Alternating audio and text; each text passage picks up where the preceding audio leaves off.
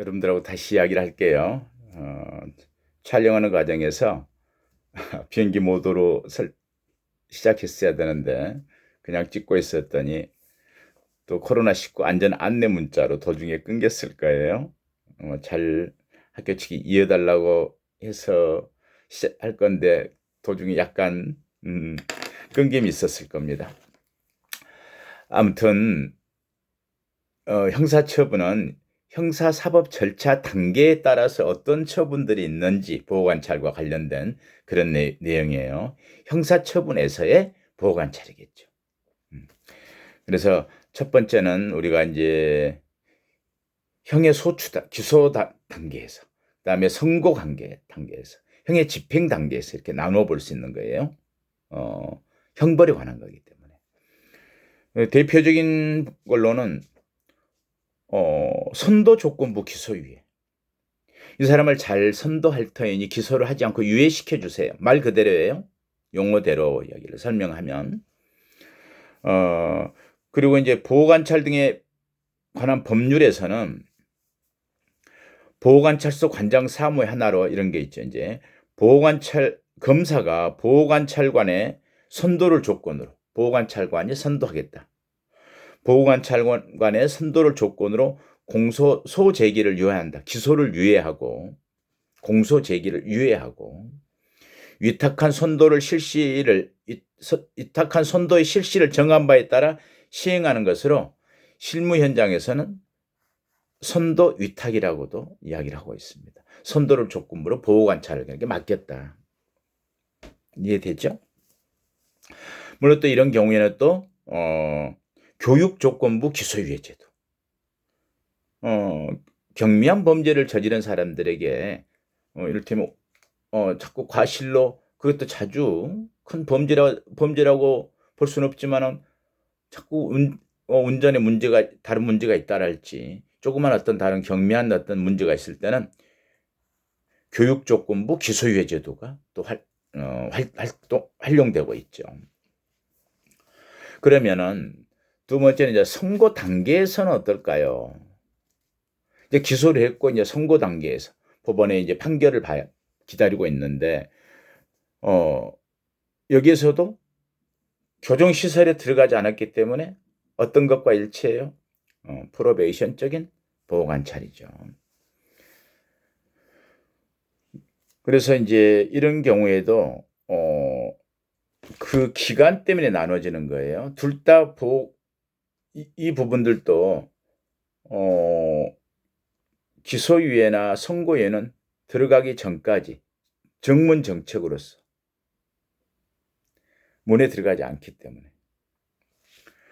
그래서 이제 단순한 경우에 성폭력 치료 프로그램 이수 명령 같은 거, 이런 부분들도 형의 선고 단계의 보호관찰에 포함된다고 할 수 있겠죠.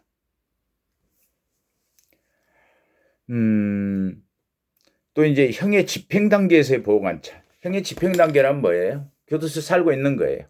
수용 생활하고 있는 거예요. 소위 기결수.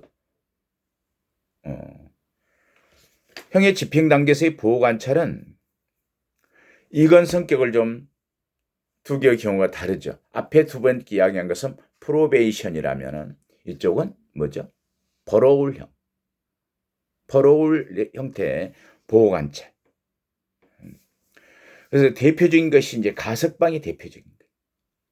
가석방을 그냥 내보냈는데 물론 이 개인에게도 사회 복귀를 효과적으로 할 수 있고 사회에 바로 정착하기 위해서 도와주는 면도 있지만은 또 한 가지는 뭐가 있어요? 이 경우에 또 그래서 좀 보안 처분의 성격도 좀 있죠. 이런 보호관찰의 경우는 가석방자를 사회내처우로 형을 전환시켜서 도와주는 것도 있지만 우리 사회에서 보호관찰을 통해서 안전을 담보한다. 이렇게 볼 수 있겠죠.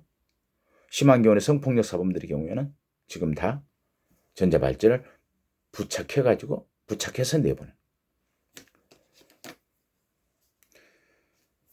최근에 이제 전자발찌가 굉장히 폭이 넓어지고 있어요. 처음에 우리나라에서 도입할 때는 성폭력 사범들, 그것 처음에는 그나마도 그것도 굉장히 고위험성 성폭력 사범에게 전자발찌를 부착했는데 지금은 위험한 범죄자들에게도 많이 확대되고 있습니다.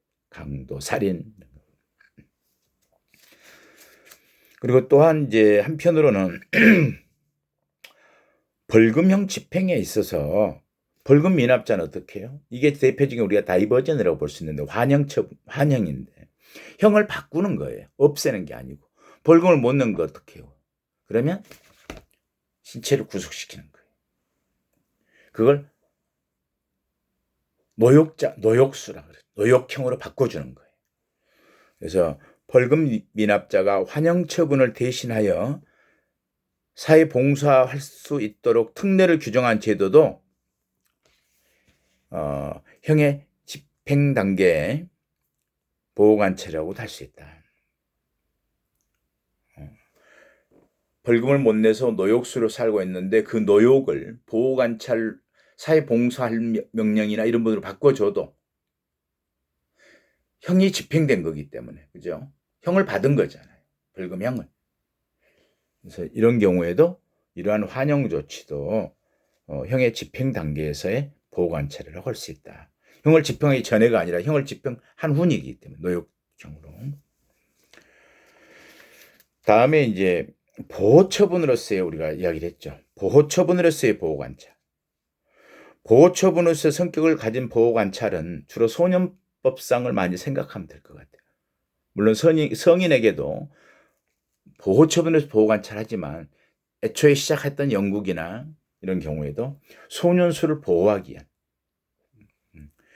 그래서 보호처분으로서의 성격을 가진 보호관찰은 첫 번째 소년법상 소년 보호의 하나인 보호관찰.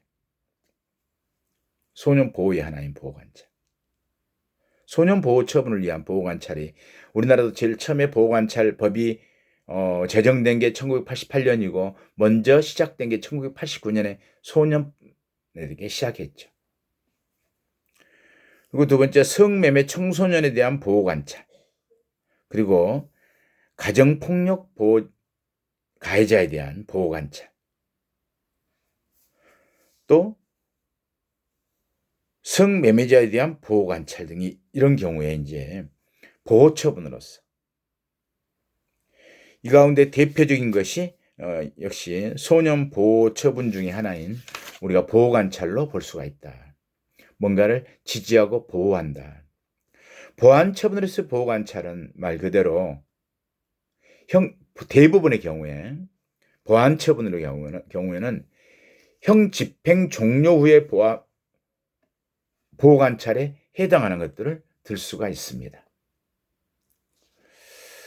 여기서부터는 조금 쉬었다가 다음 시간에 하도록 하죠.